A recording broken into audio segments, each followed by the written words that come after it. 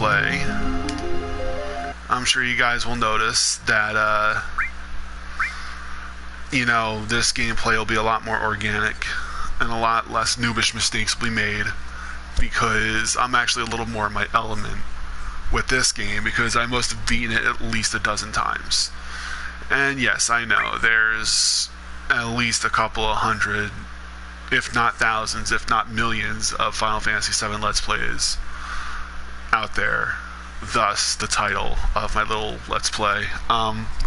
Reason why I'm making this part 0.5 is because this is kind of like the setup portion where I dick around with the settings to make sure that the volume and whatnot is balanced, like in Doom. Like I did the first part of the Let's Play, and then I realized that, like, you guys could, like, I could barely hear what I was saying, so it's kind of what I'm doing with this. I'm kind of just playing around with the settings and whatnot. Actually, this is a ported version of the PC version, so I'm assuming I can dick around with those settings, you know, the volume and whatnot. I mean, if you can tell from my previous saves, I'm not exactly a newbie when it comes to this game. Like, I actually got all the trophies in one playthrough, so yeah, I'm no spring chicken when it comes to this game. So, you know, you won't see me rage quit, you won't see me make noobish mistakes. Yeah, I mean, there's still some things I don't remember very well, but,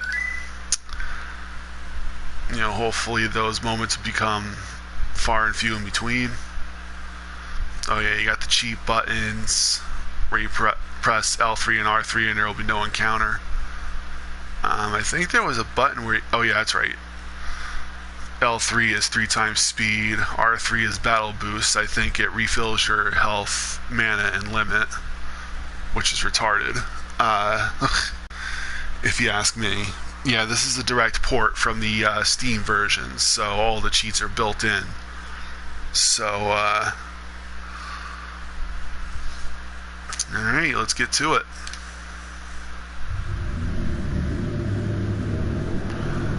Alright. Guess I may as well talk about my this is the first Final Fantasy I ever played. Like, this is the game that got me into the whole RPG thing. I guess what really turned me on to it was the fact that my character started out really weak. And by really weak, I mean like comparative to the end of the game where you're taking out Sephiroth. And as time goes on, you get stronger and stronger. You find better equipment. You gain experience, level up. Like, I don't know, I just, you know, same reason why I was such a big fan of Pokemon, because, you know, you start out with really weak Pokemon and then you just level them up. But before I even had any interest in RPGs, you know, it was all like adventure platformers, shit like that, like Sonic, Mario, you know, shit like that.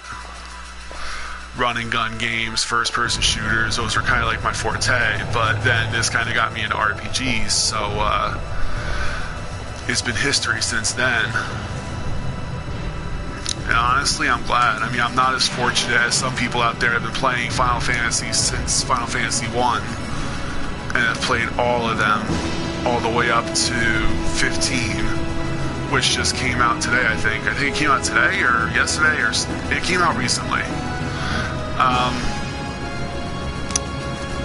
I'm a big fan of turn-based combat, so needless to say, I most definitely will not be picking up Final Fantasy 15. I pretty much lost interest after 13. Like, well, yeah, after Final Fantasy 13, I pretty much lost interest. I mean, I played 14, but that's only because it's an MMO. And it's cross-platform, so I can play on my PS4 with my buddy who plays on a PC, and we kind of just fuck shit up. And then, you know, it was a good break from World of Warcraft, because, you know, that's where we met. dude is kind of like my best friend, so,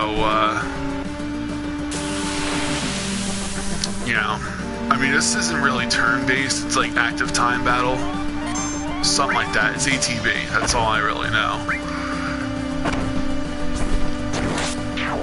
And basically, you choose an action, you perform said action, standard RPG stuff, you know, nothing fancy, like what the Final Fantasy remake is, Final Fantasy VII remake is going to be. I actually heard it was supposed to be a combination of like Final Fantasy 13 and Crisis Core, and yeah, it doesn't look like a really, oh, derp, it's right there in front of me. Lower this just a little bit, just a tad, because there's some shit in this game that gets like ridiculously loud. Alright, so there we go, we just set that. We'll stick around with the window colors too.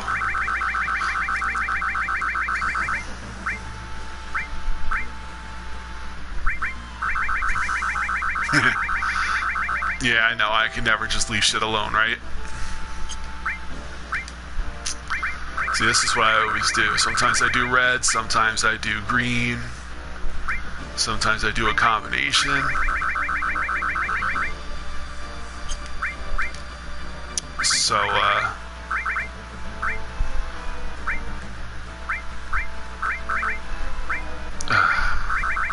just getting them just right is kind of a pain in the ass.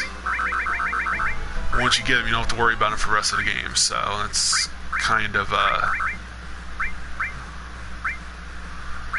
mean, I belong to Final Fantasy fan page on Facebook, and there are people out there that play this, and I'll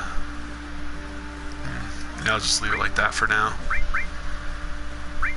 See, I always do wait for ATB, but I think I'm going to do recommended for now, because you know, I'm kind of adding a little bit of another layer of challenge. Basically what wait means, if you don't know, is basically like if you have like a menu open, like if you're trying to choose magic or you're trying to choose an item, like the battle gauge is stopped until you can make a decision. Recommended basically means that it just goes on whether or not you're ready. So I think active is that too. I don't know, I don't really dick around with the options, so yeah. Sorry, I'm just bringing up my YouTube app so I can monitor how my stream is going.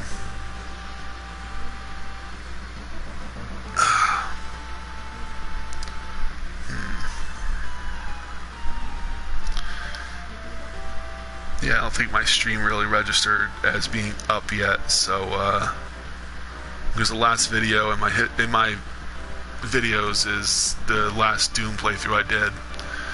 In terms of character names, I think I'm just gonna go with default this time, because when I first played through this, and pretty much every other time I played through it, I always renamed Cloud to Glenn, which is my real name. And everybody else would be exactly the same, because it's kind of like a kind of immersion where I'm immersing myself into this world. But I think this time I'm just going to go with a default character playthrough. You know, mix it up a little bit.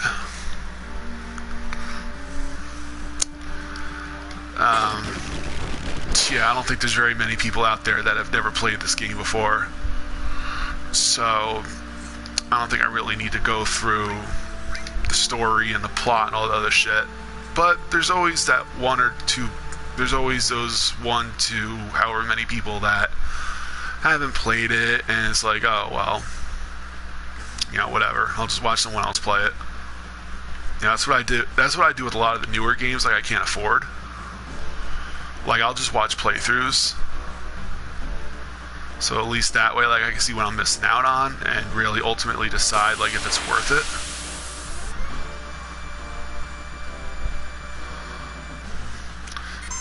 Yeah, like, watch, like, if I was choosing a magic, spell, like, if this was on wait, then the battle flow would be halted while I'm trying to decide what I'm going to do. But as you can see, even when I'm trying to choose a spell or an item or what have you, things are still moving along as normal. I'm kind of tempted to switch it over to active to just see what the difference is. As far as I'm aware, there's really no difference between recommended and active, but I could be wrong. Just like I said, when I usually play this, I always go with wait, so, yeah. I'm pretty sure this playthrough is going to have many parts because I plan on doing a 100% run. Well, maybe not 100%, but pretty damn close to it. I'm going to get all the optional I'm going to get everybody's ultimate weapons. Probably not going to do everybody's limit breaks, though, because Aerith, like, you really got to grind the shit out of her to, or not her. Yeah, I like to grind her. No, I'm just kidding. You got to do a lot of grinding when she's still alive. When she's still around. I was just thinking, just as I was saying that, like, I shouldn't be dropping too many spoilers, but like I said, there really isn't a lot of people out there that have never played this game, so I'm not really too worried about spoiling the game for anybody. Like, hell, even my buddy Sean has played through this game, and he's really not into RPGs. I mean, he loves him and Fallout, man. Some of the shit he tells me is just freaking ridiculous. But anyway, he's not a stranger to RPGs, but he's more of like a first-person shooter / active RPG, and I don't know. It's kind of hard to explain. But I was actually very surprised to hear that he's played this game before. Like, that was a real shock to me. Not in a bad way, but he just doesn't seem like the type. We were talking about the same person that makes fun of me because I play Dragon Ball Z Xenoverse 2. Or Dragon Ball Xenoverse 2. So... Anyway, moving on. A little bit of backstory of what's going on.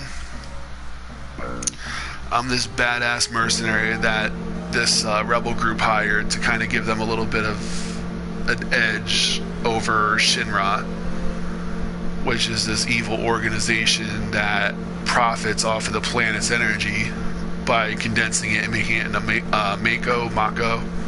I call it Mako. I mean, other people call it Mako, but I call it Mako. Anyway, Mako is basically the equivalent of, like, electricity in real life. Like, it's basically a power source. The only difference is that, you can condense it further and make it into materia and infuse soldiers with it, so, that's why Shinra's elite force is a cut above the rest, because they're infused with Mako. See, I keep switching back and forth. Anyway, they're infused with Mako energy, which makes them even stronger and more dangerous, so, oh man. Now that I'm thinking about it, I kind of wish they would release Crisis Core on the PS4. I think they're going to eventually. Like, a shit ton of people are asking for it. And they've done it before. Like, Crisis Core is like a PSP exclusive, but I think they're going to release on the PS4 eventually. If there's enough demand, they're going to, cave in and do it. But I digress. So, this rebel group is attempting to preserve the planet's life force by destroying these reactors. And they're kind of like a ragtag group of,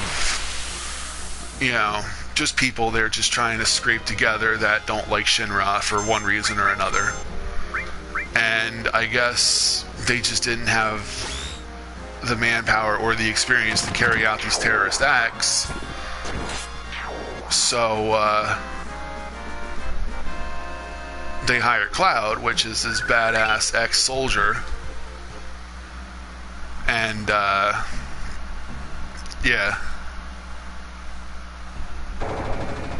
He used to be a part of their elite force, but he kind of just said, yeah, fuck these guys. So now he's working for money. He's a sword for hire, if you will.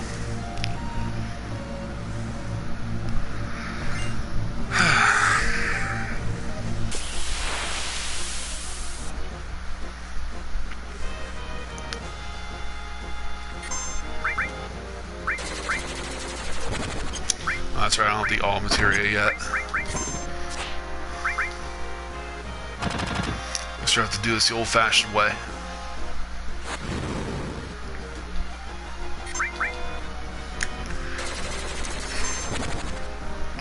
So yeah, this is what got me into RPGs when I was younger.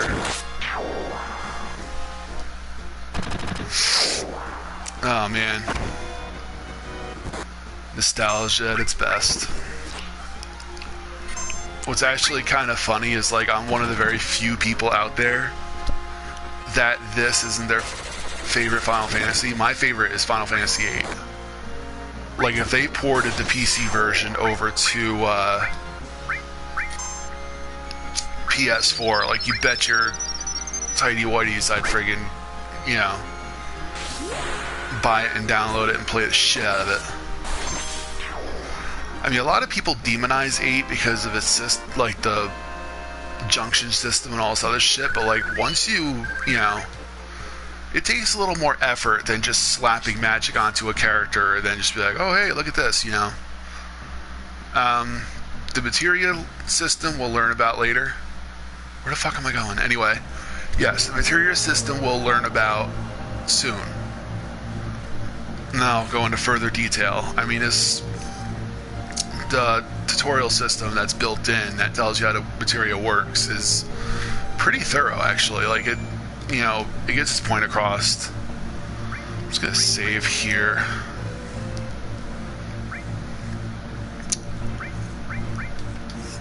I'm gonna make save 2 my stream playthrough.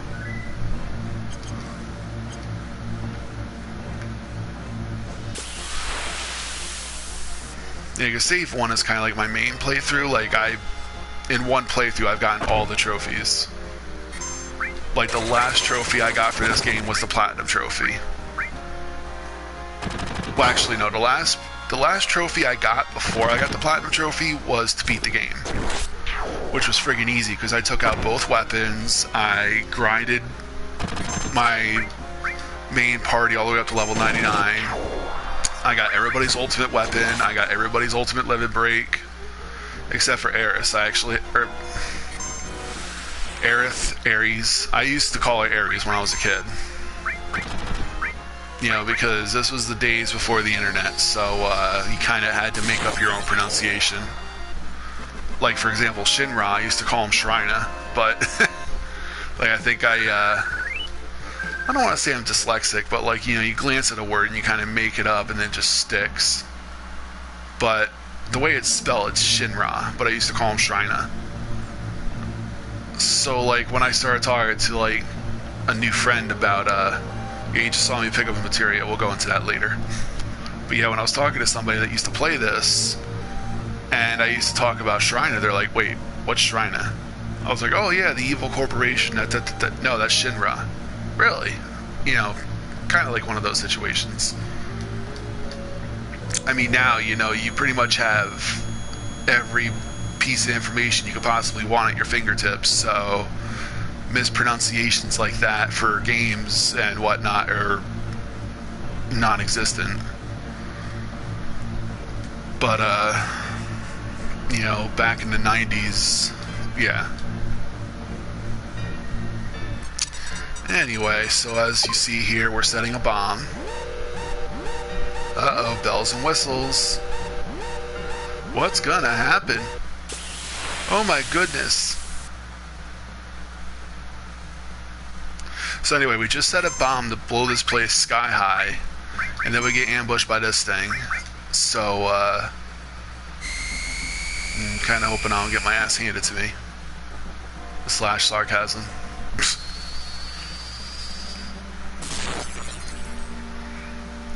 You know, when I actually have this for PC as well. Like, I got the PC version, and this came out, and I got this just because, you know, this game, you know, a lot of nostalgia. It's not that I don't like this game, it's just that Final Fantasy VIII is my favorite over this one. Like, I have a lot fonder memories with 8 than I do with 7, although it's kind of a close call. Like, it's kind of, like, it's my favorite, but not by much. Like, I still really love this game, though. I play it, I know it inside and out, for the most part. I mean, there's still shit I gotta look up that I don't really remember. But for the most part, I can play it inside. I can beat it 100, or not 100%, like, maybe like 99.9% without having to look anything up. Oh, shit. Yeah, this part you're supposed to hold your attacks until he lowers his tail, but silly me. I told Cloud to let loose with a Thunderbolt, so I'm going to get hit with the counter. That's fine. I'll eat the hit.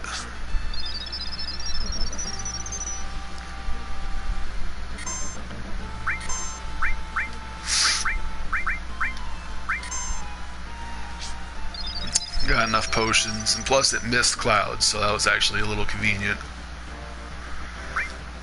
And it filled up Barrett's limit gauge, so that's another plus.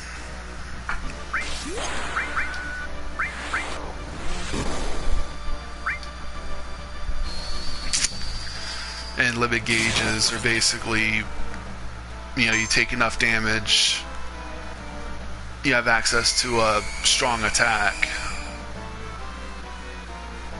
that is unique to a character, and you just fuck shit up. I mean, some of these limit breaks are just OP. Other ones just kind of suck.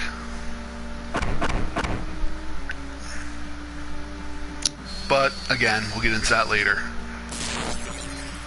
The rate in which you learn them is kind of, I don't want to say messed up, it's just kind of like, there's a lot of grinding involved if you want to get everybody's limit breaks.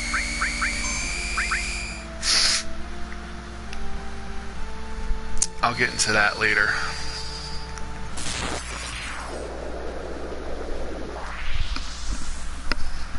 You know, we're not trying to evacuate. You know, run away from a bomb we planted.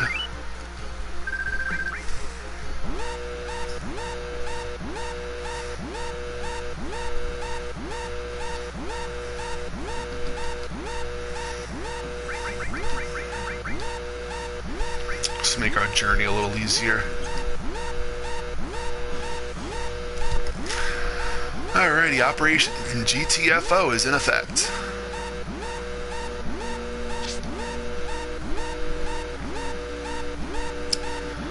You know, there's a lot of choices you can make that slightly affect the outcome in certain, well, I don't want to say the outcome, but it affects certain events in this game. Again, I'll go over those when they come around.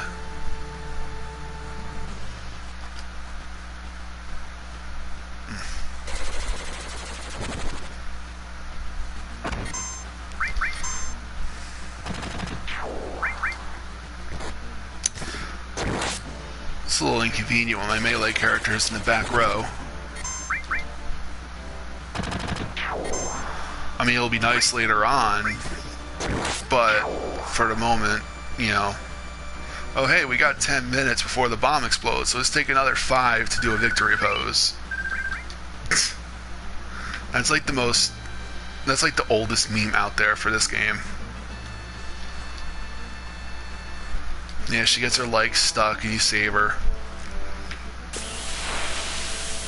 If you just walk right by her, like, you can't leave unless you save her, so,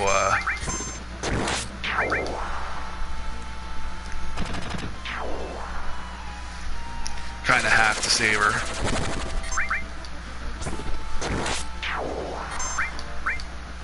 Plus, she has a throbbing lady boner for, Cloud, so that should be reason enough to save her. A throbbing lady boner.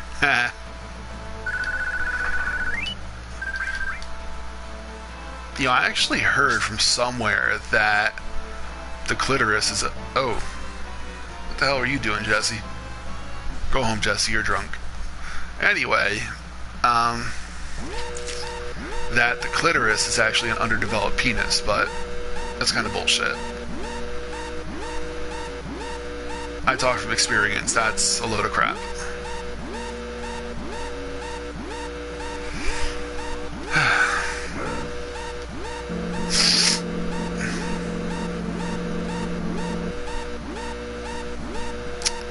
No, we're making pretty good time.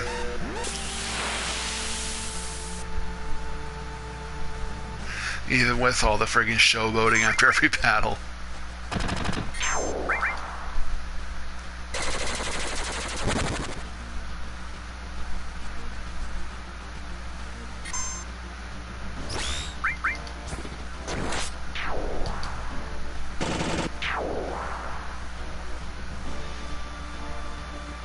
Yeah, that's right, keep showboating.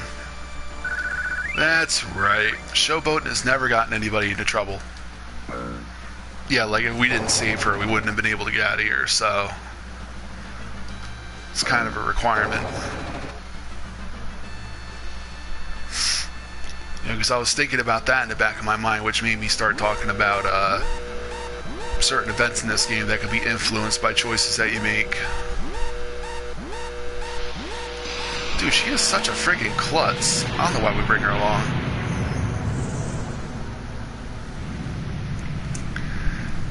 Yeah, each one of those dots of light around that circle is a reactor. We just destroyed one.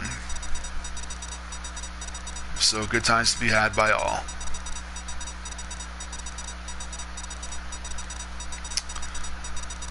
So yeah, we're fighting to keep the planet going.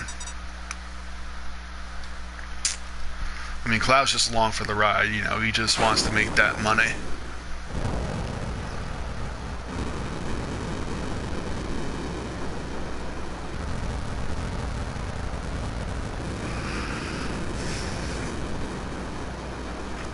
You know, I'm actually kind of curious about how the remake for Final Fantasy VII is going to come out.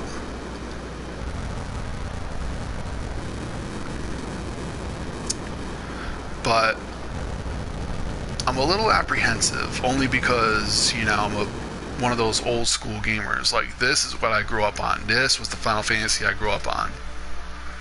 So they are completely changing the formula when it comes to the combat system. Like, I'm an open-minded person, so if it comes out, I'm probably going to buy it anyway and play it. Okay, now this is one of the events I was talking about here, where your choice affects an outcome later on in the game, or your choices affect events that happen later on, is what I meant to say. There's a like system.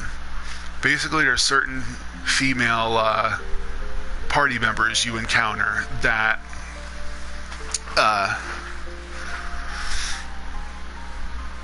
that if they like you enough, it'll influence events that happen later on.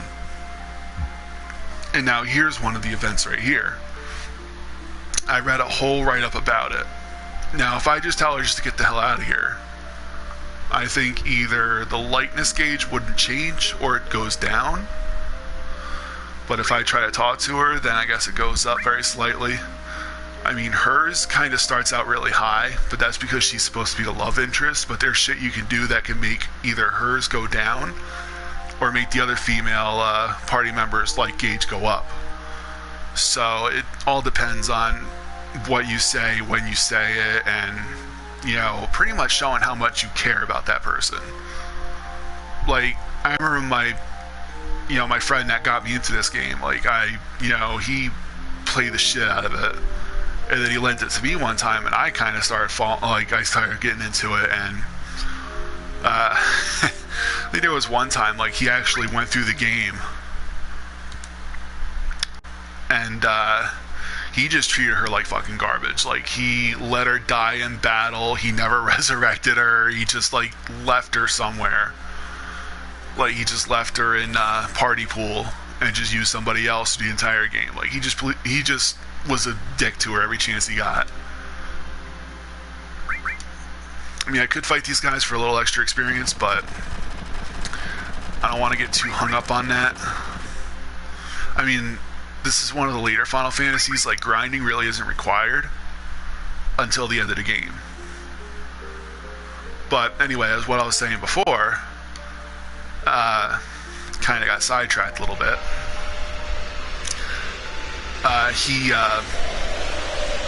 He basically treated her like shit. Like, he was pretty much a dick to her any chance he got. He let her die in battle, never resurrected her, never used her. So, later on in the game, I don't want to spoil it, but it had some pretty hilarious outcome. It had a pretty hilarious outcome. I'll explain it when it happens, but I'm just going to pick up on that story later. Because I don't want to spoil it too much. I mean, I already gave away the fact that somebody dies, like one of your party members dies, like for keeps later on. So,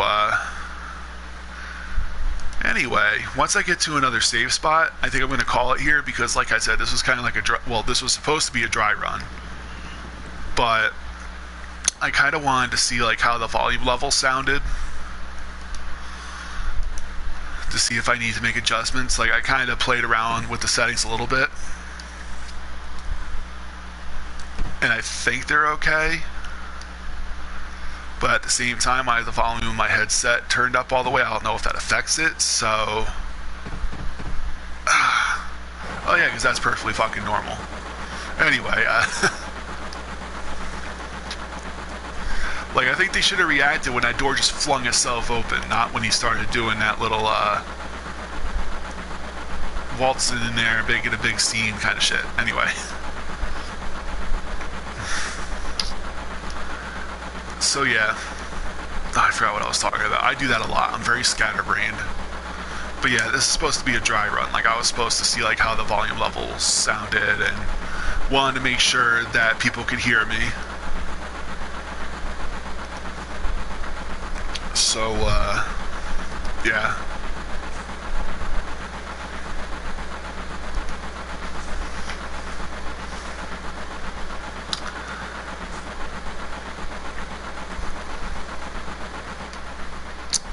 Now, when I say female party members that kind of have a hard-on for Cloud and have a like system, Jessie, unfortunately, is not one of them. She's just kind of like a bit character that is kind of like, I mean, it's pretty obvious she still has a lady boner for Cloud, but she's not one of the people I was referring to. So, you know. And I say unfortunately because, you know, by the end of the game, it's kind of like a friggin' sausage fest anyway.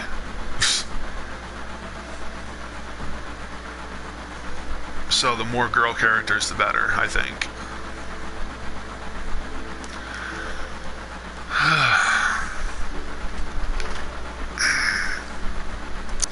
So like I said, once I get to a save point, I'll save and end it there. And then I'll see how it sounds, and then I'll make the proper adjustments.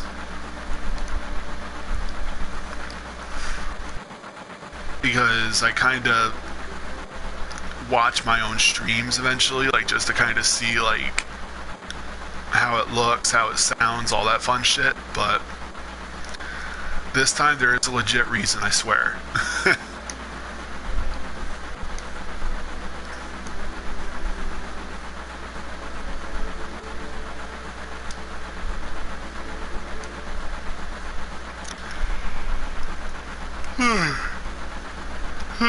Sorry, I'm a little tired.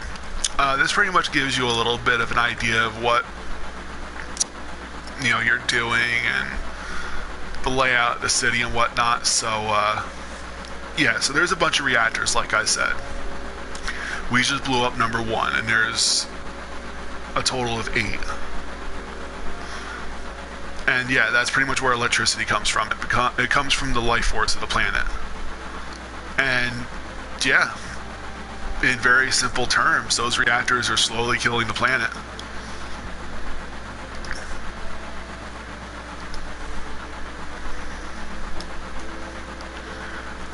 And we're trying to save the planet in our own way. and it's just a ragtag group of, I guess you can call them extremists. But I guess in this kind of a world you have to be, because you're standing around with friggin' cardboard signs that say, you know, stop killing the planet isn't gonna do anything, isn't gonna solve anything. So, yeah.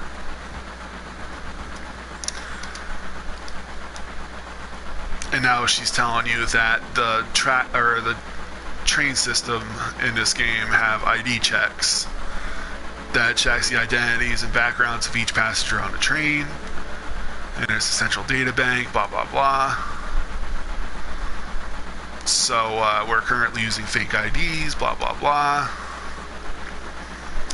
I mean, if you really want to, like, immerse yourself into the game, like, this is all stuff you'd want to know. But at the moment, it's not really prudent, so, you know, it's just kind of like a little bit of background info for people that care.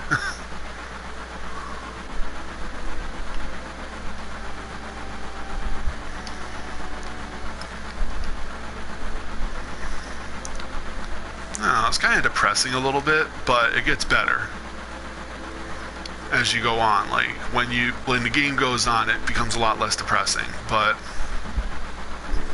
I don't know. I don't want to say depressing, but it's kind of like a lesser form of depressing.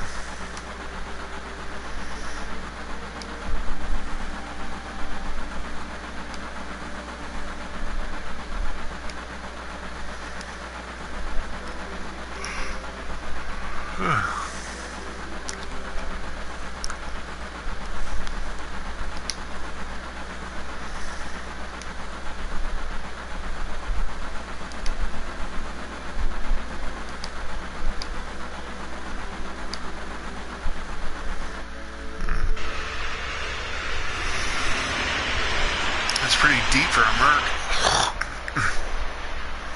That was weird. Yeah, it's pretty deep philosophical thinking for a merc. But who am I to judge? I think we're all mercenaries in one way or another. The shit we do is for money. We're all whoring ourselves out for money. It's just that some ways of doing it are more glamorous than others. Uh-oh, I'm starting to get all philosophical and shit. Aw, shit. So this is us getting off the train.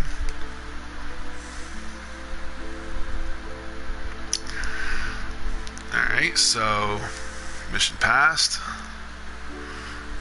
Yada yada. Me back at the hideout, blah blah blah.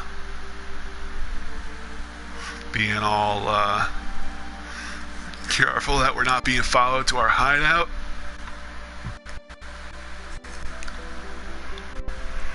Alright, so oh shit, I don't know why I'm yawning so much.